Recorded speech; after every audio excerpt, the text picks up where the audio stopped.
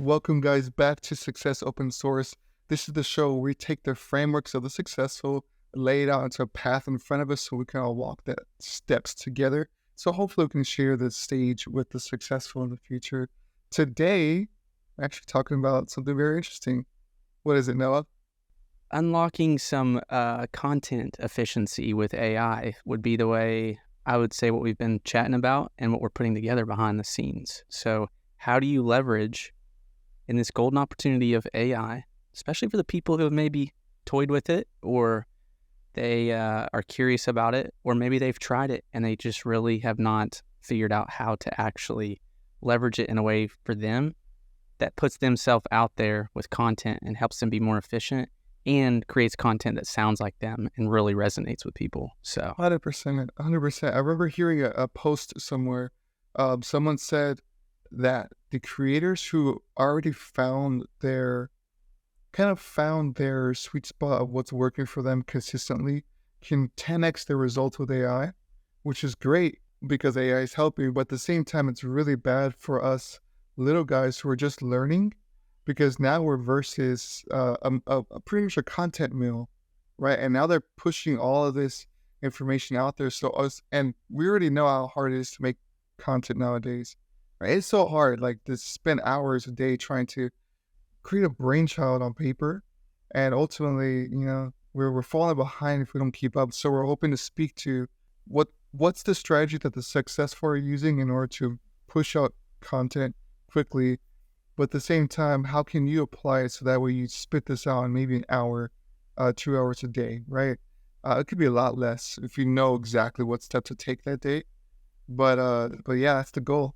That's the goal right there. totally. And I think what we're hitting here is how do we tackle the overwhelm?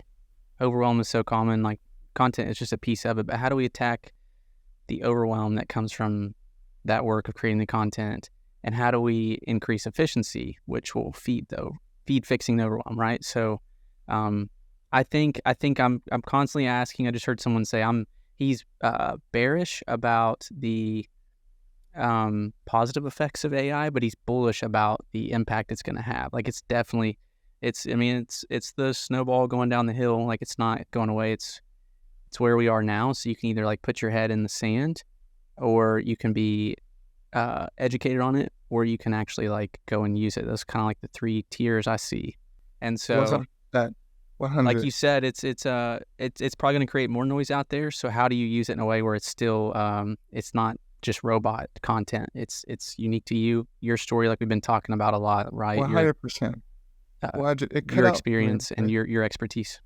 Yeah, it cut off. Hopefully, it's still recording. Yeah, it definitely is. I want to highlight one of the beauties I've been hearing, especially with those who are mastering that AI content creation. What they're saying is that everyone and their moms are now using AI for content, which is the good thing is this, that it's kind of like, those Find Waldo, the little guy with the red checkered shirt. It's what AI has done is it made everyone look like Waldo now, right? We all stand out with great copy, right? Great content. And the biggest thing now that we have to use, if anything, use that to our advantage, because if you can look different amongst the crowd and do it in a specific way where it's genuinely you start to stand out, and you kind of like, instead of being that white and red color, you're more purple, orange, green, whatever the case is. So I thought that was a really cool thing, and I want to really highlight the importance of AI, of content, like how do you use that, especially for these entrepreneurs who are hoping to get to the next level before the end of the year.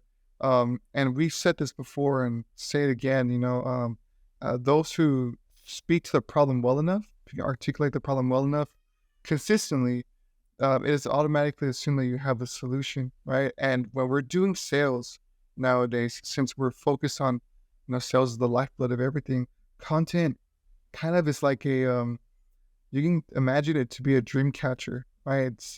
It puts out a specific piece that's beautiful to the eyes to look at, maybe to engage with, right? And a lot of the times when people are seeing that consistently, they want to end up talk to you more, right? They want to be able to throw a dream your way, right? They have a dream like, I want to fix my problem to lose weight, and you're putting out these dream catchers that talks about, hey, the best way to lose weight is these three simple steps, right? And you're putting out just different angles of that one idea over time. People are going to want to speak to you and say, hey, I have a dream that's just like that. I want to lose weight. Let me talk to you. So your content, in a way, is an asset that can live on without you and can scale. It can speak to thousands of people.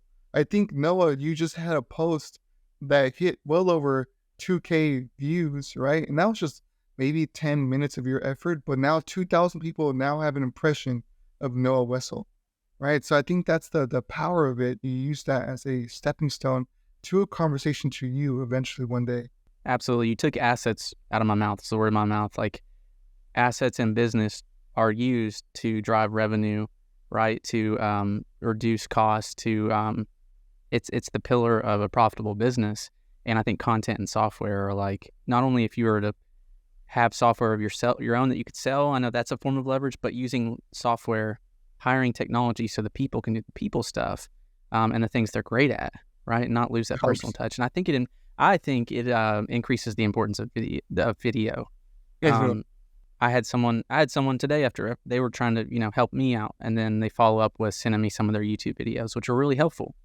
And the first thing I see is his expertise, and he's in this room with people, and I get to see him in his element. Oh, that's a real person, right? And yes. so I think speeding up a lot of the copy and the text-based content and ideas that you want to share, getting some of that written content out there, but then also turning that into video is like the real sauce. But yeah, it all starts with how do you actually have a good foundational, simple system that you can rely on and keep doing day in and day out, and that's what we're after. That's a great point. And I don't want to go into the rabbit hole of what you just said, but I do want to mention that Russell Brunson, he says the pre-frame is the biggest difference between a qualified and unqualified lead, or a buyer, if anything. And what he noticed is that if he gets someone to speak to his success moments before speaking to you, like in the content, it immediately makes you look like an authoritative figure, right? And I remember hearing, there's a from the book Influence, they say if an employee of let's say a real estate company got a call from a lead, and they said, hey, you know what, it'll be best if you speak to Noah, which is another realtor who has 20 years experience in this game. Just by that introduction, that pre-frame alone, you improve your odds of closing by 17%.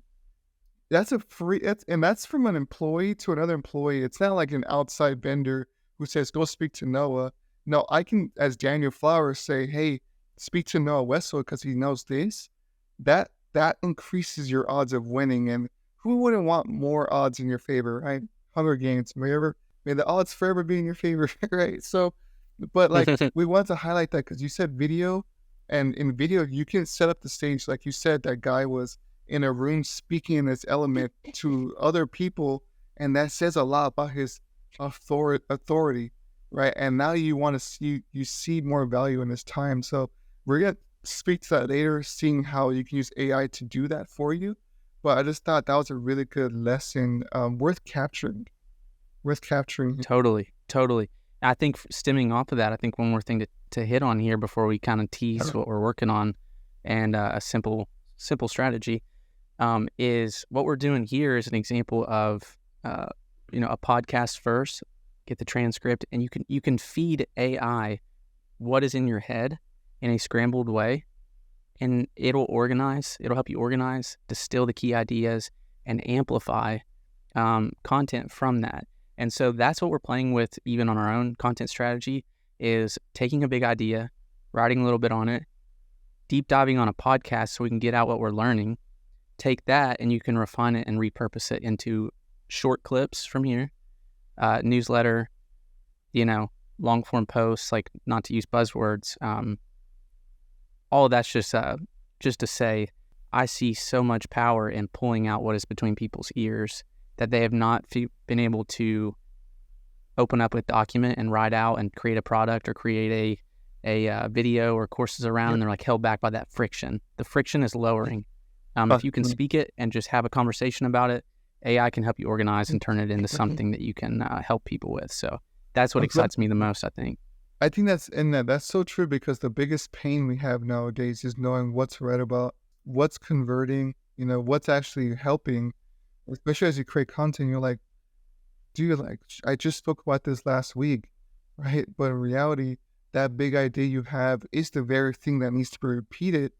And by distilling that on a podcast or just getting it out there, speaking about it and recording it, now you can create this database of this big idea and then ask AI to just remind you, like, how do I sprinkle this in different angles? Because there's always a different angle, Right. right? So that's a really good What point. what if what if you had a simple system and one big idea that excites you that you could focus on for 1 week at a time?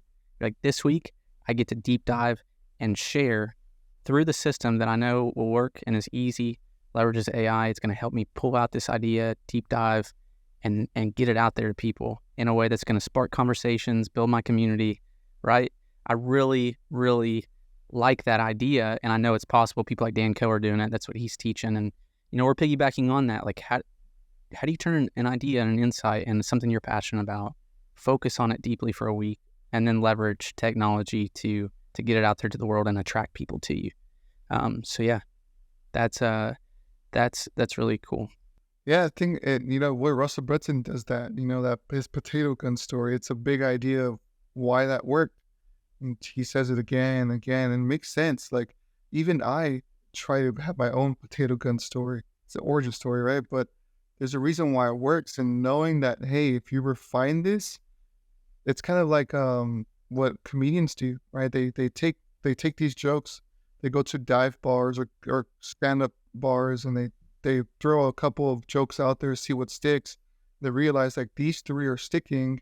When I go to the stand up across the street next week, I'll keep these three and then I will try saying the seven, and only four of those stick. Now they have seven of them, and they take it to the next one. They keep refining it, and before you know it, they have this toolbox of jokes that they can go on Netflix a special, right? Where there's millions of eyes watching you. You throw out the 10 jokes that are the best, that worked and was refined, and now before you know it, like they can use that again and again and again. So I think that those big ideas, it makes a big difference and it sticks, right? So it's a great point that you mentioned that the big idea can lead up to a lot of other things. Right.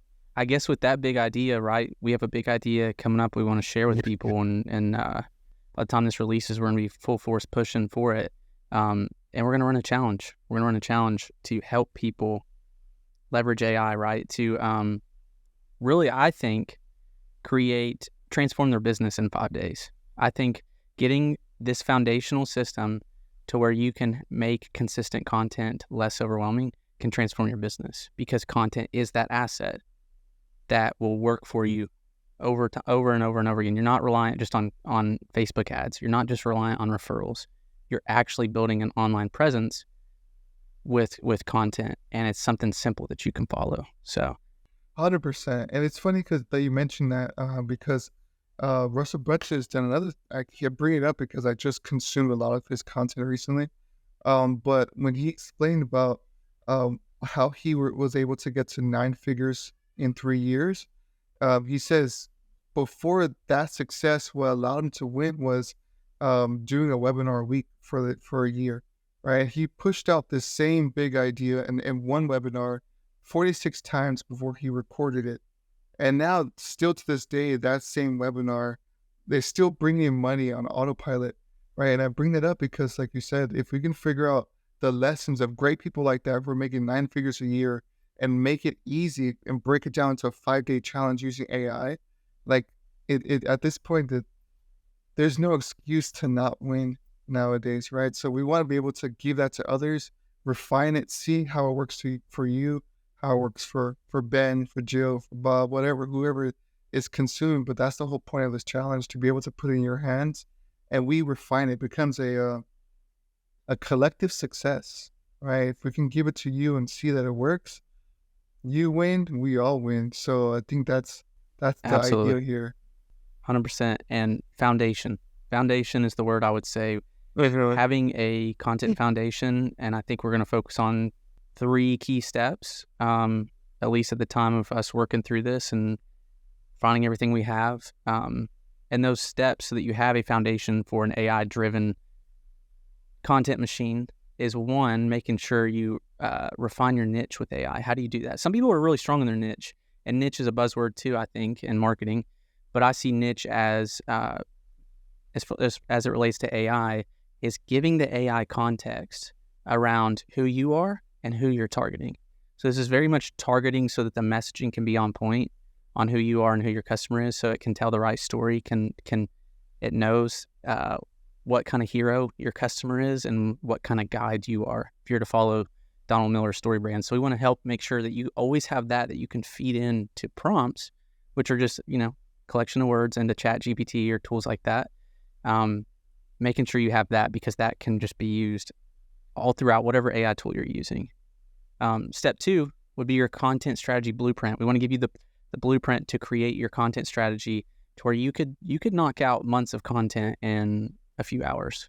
Like, you have the prompts and the gas to do that with the likes of ChatGPT.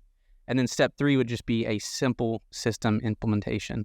By day 5, we want you to be able to have a simple system implemented with a 1-page document that you could say, this is what I need to do every day. And here's all my prompts. I have everything I need. I have the tools.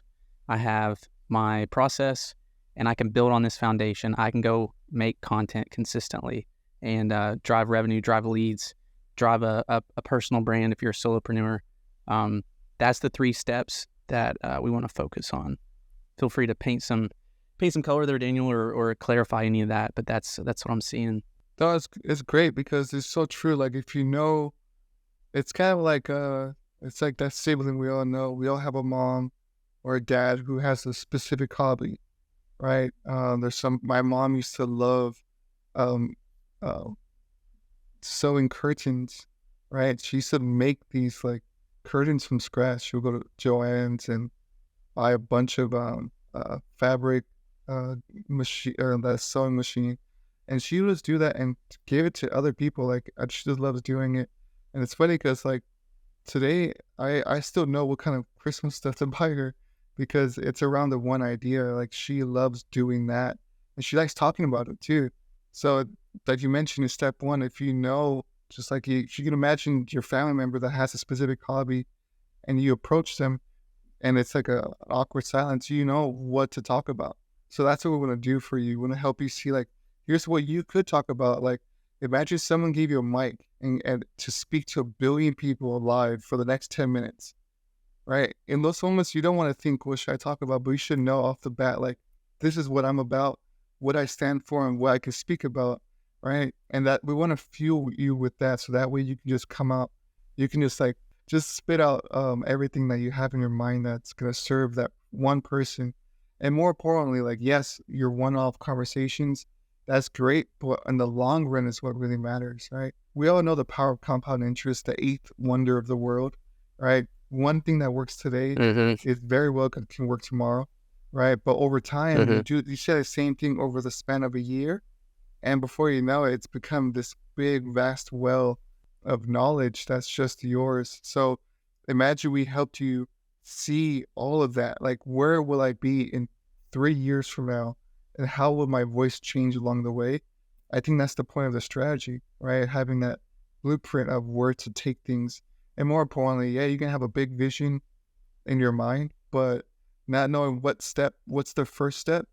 Like, what is step 1 versus what's step 99 makes the biggest difference. And I love the fact that we want to lay it out onto an action sheet, right? Where you can just come here, grab in three simple clicks, like 1, 2, 3, push out what you need, so that way you're just consistent, right? All you gotta do at this point is show up, right? So I think Yes. I can see the power of that, especially for people who have like a small team and they're wearing many different hats, right? I always wear the same hat on these calls, but for a lot of other people, Yeah, they me wear a too. lot of different hats, and do a lot of different things. And sometimes switching that mental RAM to go do something different, it's tough, right? So we want to help you we want to give you the cartridge, right? We want to give you the the one tool you can just use again and again and just get in the zone as soon as you sit down to work on your content. I think that's the beauty of what you can find on the other end of this challenge. Yes. You know what to fall back to, right? If you notice the steps there, it's who, what, how. It's who, like your identity and as a brand, your company's brand, who you're targeting. Step 2 is what. It's the actual content strategy blueprint. It's like the step, it's actionable. But then the how is like, how do you actually put it into place daily? And that's where we're gonna how do you put this system into place? So if you can have all that as the base, if you don't, you're gonna just chase the next big AI lead magnet or video you see, and you're going to just chase tactics on the how. You're living the how bucket, and you don't actually know what target you're shooting at, right? So if we don't have a target, you're just going to shoot. Even AI in general, people will say ChatGPT's output is terrible. And what you're really saying is it didn't put out what I was expecting, but you actually don't even know what you're expecting, like what you want. Like you couldn't actually articulate what you were hoping to put out, but you're hoping the AI can read your mind. So if you can reverse engineer, and that's what we want to do, if you can reverse engineer, and it all starts around clear messaging on the, if you're end up shooting at a target, someone that's not even the person you want to serve or what you're about, then that's what write a LinkedIn post about this topic. That's what that's going to do. It's going to be a shotgun approach. Hopefully I hit a target. It didn't have a clear target to shoot at from the get-go. So hopefully that helps people. And we're gonna our whole goal here is to keep this simple because technology can be overwhelming. I can get too complex just because I love technology. Right, keep it in a few steps. Make sure we understand why, because if your why of using AI and doing this system is strong enough, then you'll be willing to go through the bumps of adopting a new process. I think that's kind of our mindset about adopting something new like this and a new tool. So. And we got some other goodies wrapped up in here as well when you hop in the challenge. So yeah, no, 100%. And I think we can leave it at that because if AIDS just show up, it's going to be something that's going to help you kind of adjust your compass, right? So that way that when you wake up, I'm moving in that direction, right? And it helps once you narrow that down and you can stop stressing about what do I do today? Which, mind you, it's a tax, like a mental tax. I've heard a lot of successful people who would wear the same outfit over and over because every time they make a decision, it takes away that willpower, right? It takes away your choices, and we're limited with so many choices a day. But if you know exactly what you need to move toward, you would subconsciously start to move there. Kind of like you might have heard that story of how often an airplane goes off course when flying toward Hawaii, right? Like they can set off to go fly to Hawaii, but in reality, 60% of the time they're off track. They have to understand where they're at, calibrate once again, know where the end goal is, and then redirect their attention to that location. It's interesting. That's kind of how our life should be like. We see something beautiful there. We're ready toward the sunset, but in reality, we should be moving, east, right? We're just moving that direction, and just being able to adjust on autopilot saves a ton of resources. But then it just feels pleasurable knowing that I can just take a step again and again, and before you know it, you'll get there. Right? So that's what I want to give you. Yes, dude.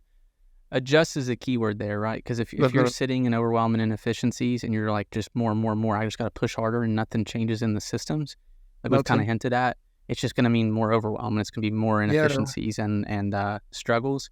So I think ultimately we want to walk on this journey with people to go from overwhelm, time-strapped, business stagnation to a more empowered, efficient, and successful entrepreneur, right? Success meaning constantly taking steps in that direction of growth in your business. That can mean what it needs to mean for you, where you want to take your business, right? For some people, it's just they get to keep doing what they love and they have more of that business that, they have customers always coming in. Some people have big scaling goals because they're on a mission, right? So growth can look different, success can look different, but systems are foundational to all of it, I think. 100%.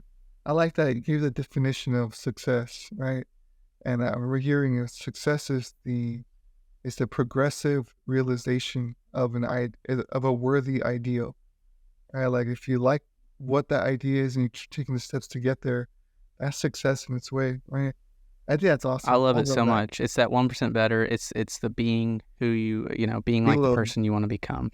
Yeah, being. not human doing, Don't but focus on the human being. becoming from a like Yes. you're only doing it when you actually become, because you're Yeah. actually successful when you're Yeah. being more like the person you want to become like. 100%. I love that. I love that. We'll That's end good at stuff, that. dude. I know the next call Yes, I sir. want to be more actionable, right? Like I know we gave some ideas and we continue to do so. Like in the last couple of episodes we talked about how we used influential principles in order to I guess create yeses in your opportunities, right? Like to get wins, right? And now that we're starting to take those ideas and make it actionable, or like at least break it down to a challenge, I'm excited to highlight some of these areas, right? So really looking forward to that. Absolutely. Absolutely. I'd say the biggest action right now is hop on. It's free. scalingengine.com/challenge. Hop in with us. We're going to have this ready. Do it together as a community so we can have accountability. And yeah, leverage some awesome, simple tools and strategies to help you get to where you want to go. Exactly. Until then, we'll continue to make this quest a success, a little bit more open source. Hey, thanks for watching the Success Open Source podcast. If you enjoyed this episode, we would love for you to subscribe and join the community. Until next time, take care and let's all make success a little more open source.